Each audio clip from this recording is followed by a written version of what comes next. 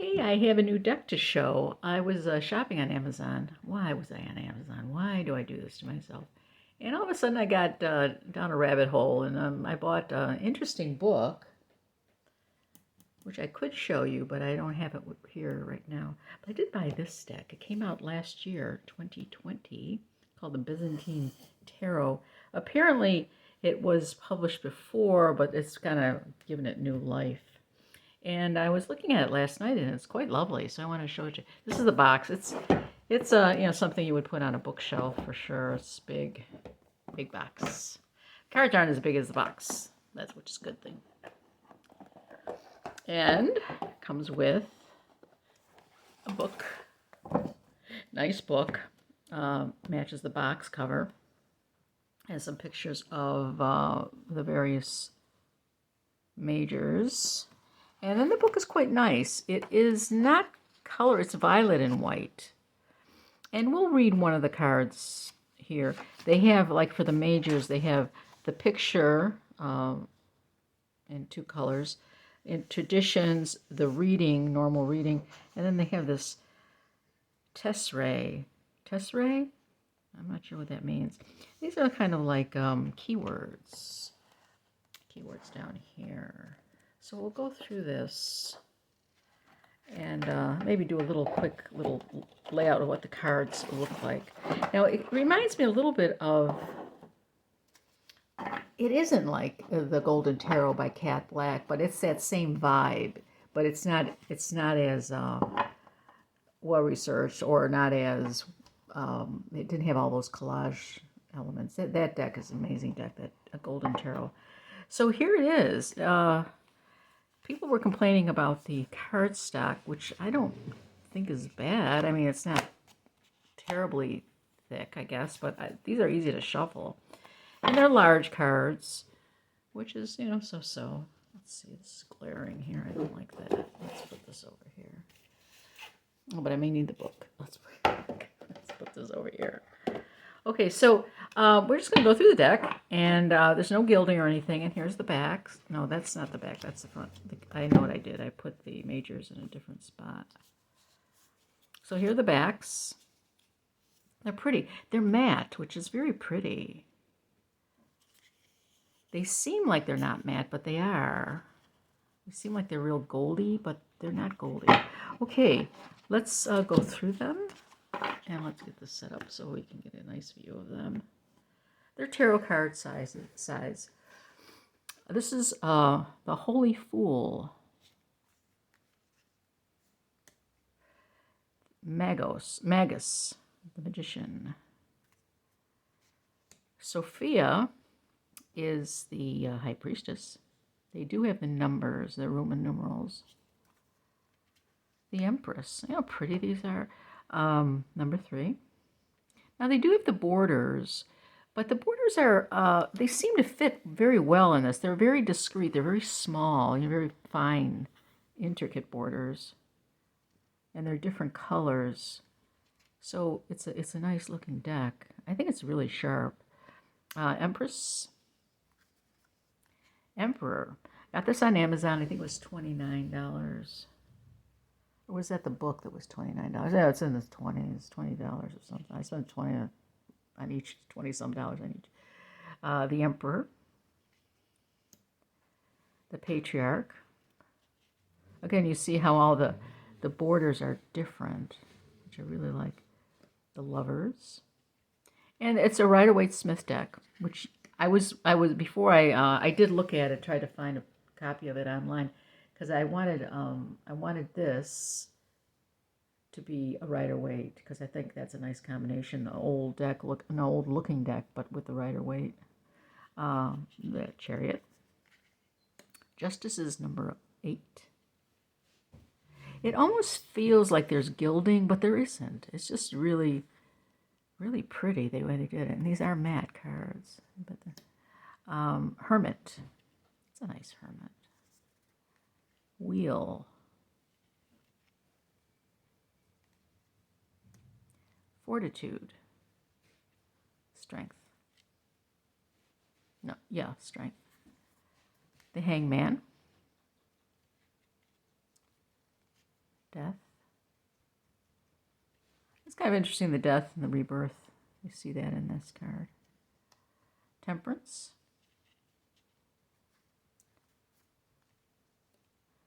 The devil. Diabolos. The tower, that's interesting. The star, it's beautiful, the star. The moon. The sun. Judgment.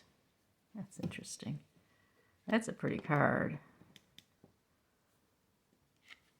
And cosmos, which is the world or the universe.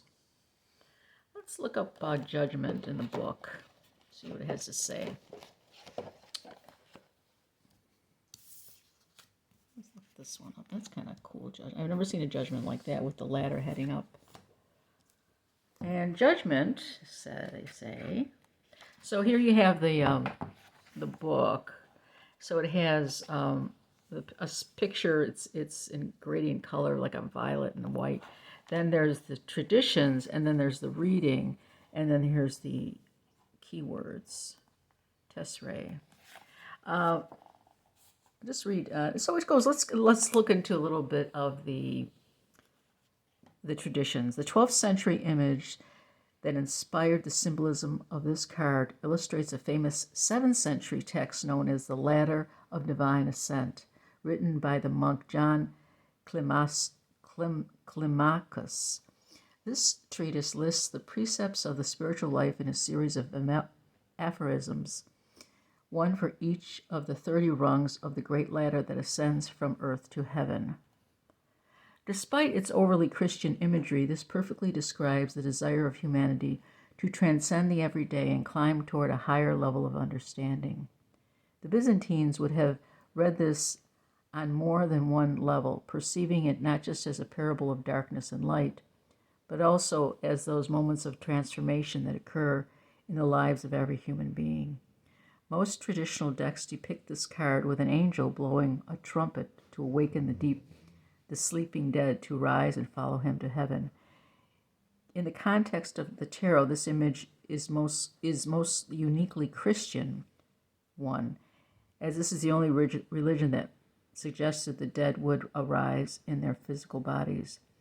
Within the empire, where Egyptian and classical rites were subsumed by Christian beliefs, there would have been a strong overlap in the ideas underlying this imagery. And then I just talked about the judgment is not the inner reading. Judgment is not about being judged or judging others. It is about transcending the limits of the everyday reality or rising like a butterfly from the chrysalis of one's human nature. In the journey of the Fool, it is a profound moment of transformation, bringing together much that he has learned along the way. For most readers, this will be seen as an impulse to rise, not to heaven, but to a new direction or purpose in life. Judgment will be seen differently by each individual. Some may perceive it as referring to a judgmental figure or organization which has power over them. Others will regard it as their own inner judge, requiring them to decide for themselves on an appropriate course of action. In most readings, judgment suggests a need for change. It can be a simple change in the way you view a situation, or a far more powerful call to alter the direction of your life. Reversed, it indicates difficulty in reaching a clear, defined decision and an inability to change. Now, the other thing about this book, it's written by John Matthews. That name rings a bell. I think in tarot, because this looks like a good book. And Celia Conway. I should probably see what exactly is going on with those two people. So there's a preface by John Matthews. And Celia it's quite a long preface. And Celia, I think, let's see who's who here.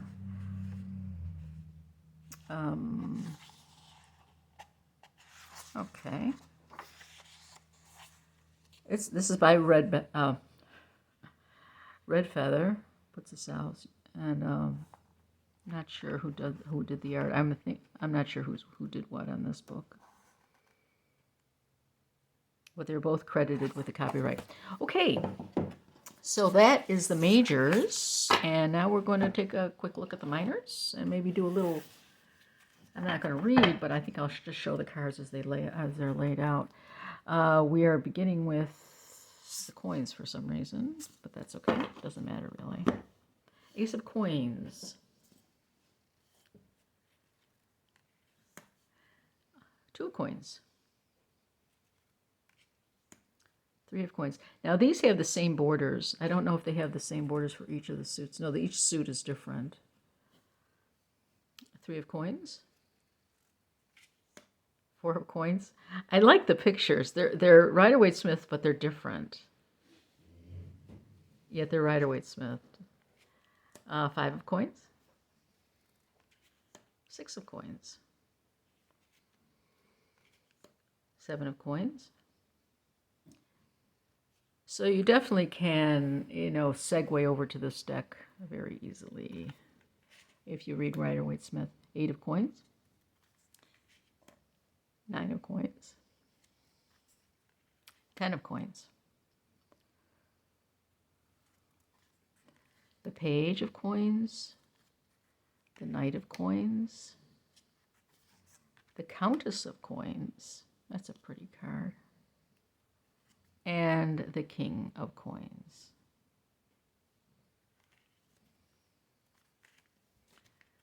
I'm not sure what the Byzantine Empire was. Do you know, Chris, what the Byzantine Empire was? It seems to have escaped my memory bank.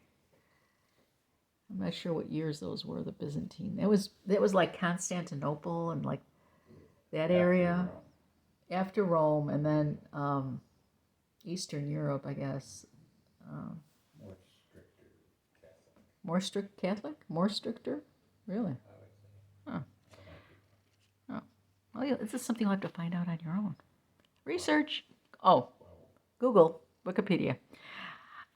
Ace of Cups. Two of Cups.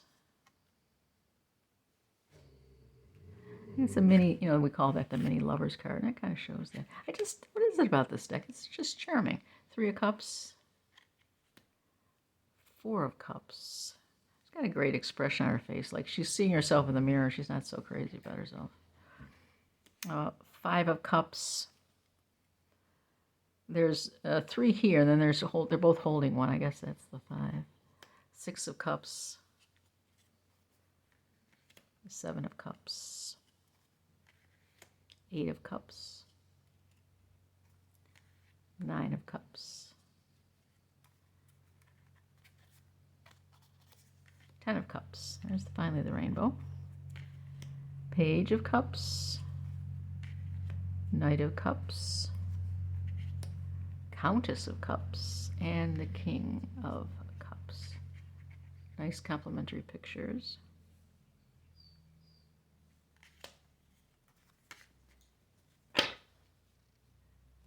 Okay, now we have the wands. They call them staffs.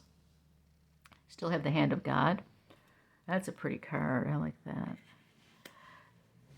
Two of wands, two of staffs. Three of staffs. I love this card. Four of staffs. People were complaining about this card stock. I don't understand why. I really like it. On the reviews on Amazon. Five of staffs. Six of staffs. Seven of staffs. Eight of staffs.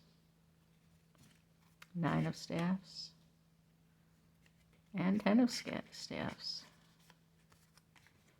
They were saying it's so thin, but it feels like there's more than one card. They're not that thin. I don't know what they're talking about. Page of staffs. Knight of staffs. Countess of staffs. I love that pink background in there. And the Count. The Count and the Countess. They match quite nicely. Those are the staffs. Now to the swords.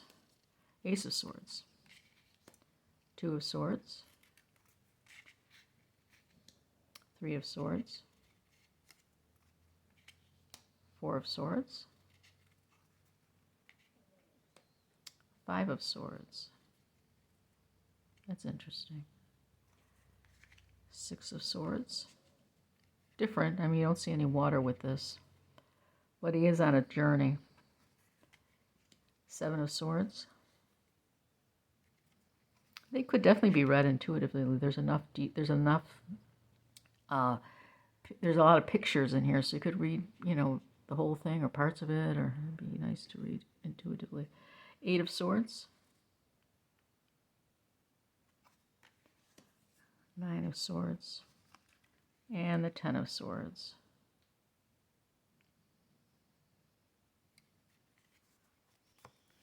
Page. The Knight. The Queen, or the Countess, and the Count. So there you have it. It's the Byzantine Tarot. And do I have these all in the same direction? I think I do. I'm going to just lay them out. I'll do a little horseshoe spread. I don't see how they shuffle. They're very large. So you could have to.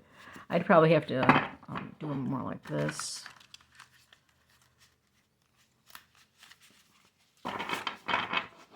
I think eventually, if they were soft enough, or eventually if they get worn down enough, I think I could do a, what do you call it? A bridge shuffle? A bridge shuffle? Oh, I can't do a bridge shuffle now, can I? Ruffle? Riffle? Well, I can't do it. Okay. That was a bridge shuffle. I thought they called it a bridge shuffle. Oh, I don't know if he knows what he's talking about. Oh, I don't know. Okay, let's go. So we're going to do a little, I'm going to do maybe a little reading. I'm going to just go around, and I'm just going to pull them at random.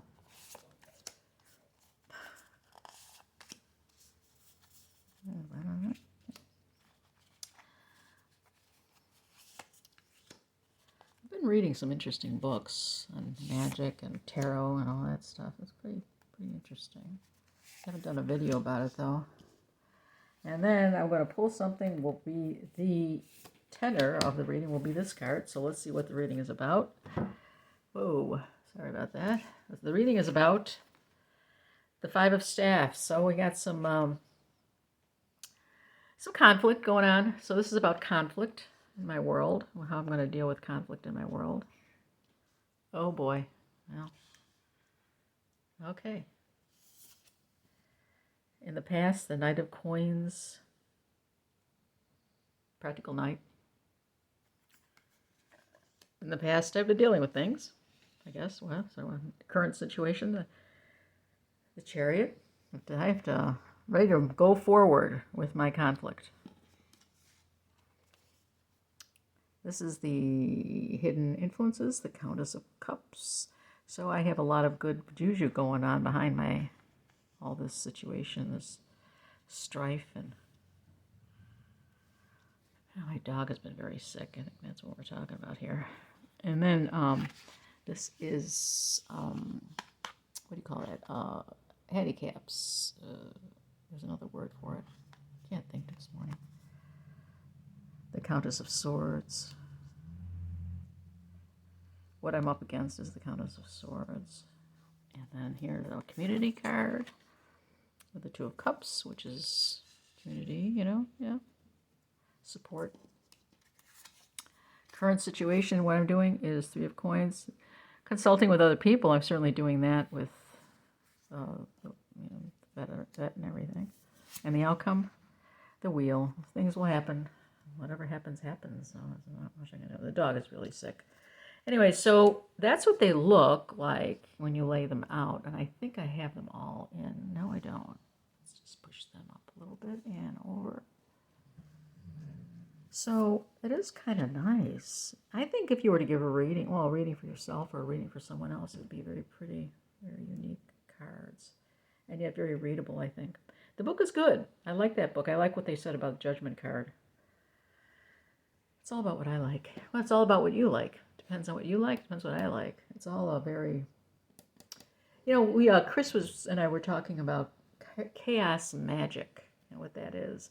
And chaos magic, from what I gather, is it's kind of like tailoring it to your own belief system, to your own. It's not like chaos magic is it's just one way. It's many ways, and how you can figure it out for yourself.